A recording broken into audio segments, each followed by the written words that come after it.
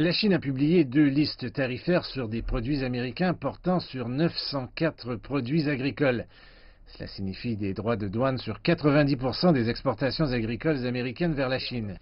Les contre-mesures tarifaires sont justifiées et fondées sur une évaluation minutieuse. Les droits de douane sur les produits agricoles américains auront un impact important sur les exportations agricoles américaines. Mais leur impact sur la Chine est limité.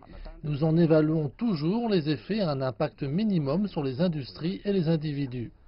Le secteur agricole américain prend un sacré coup. Les exportations américaines de soja vers la Chine représentent 60% de ses exportations totales de soja et 6 fois ses exportations vers l'Union européenne. Avec les droits de douane de 25% en vigueur en Chine, les États-Unis n'auront aucun avantage à exporter du soja en Chine. Il existe une concurrence féroce dans les exportations agricoles sur le marché international. D'autres pays sont disposés et capables de remplacer la part de marché agricole américaine en Chine.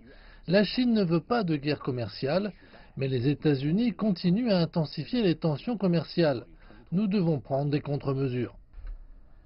Les importations de soja en provenance des États-Unis diminueront en raison des droits de douane. Le gouvernement a fait des préparatifs pour compenser les pressions à la hausse des prix causés par les droits de douane. Nous pouvons augmenter des importations de soja en provenance d'autres pays tels que le Brésil. Et d'autres produits tels que la farine de colza peuvent remplacer la farine de soja.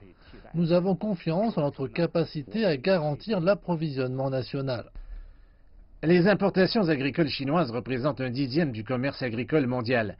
Le vice-ministre Han a indiqué que la Chine continuerait à s'ouvrir dans le secteur agricole et à augmenter les importations pour répondre à la demande de produits agricoles de qualité.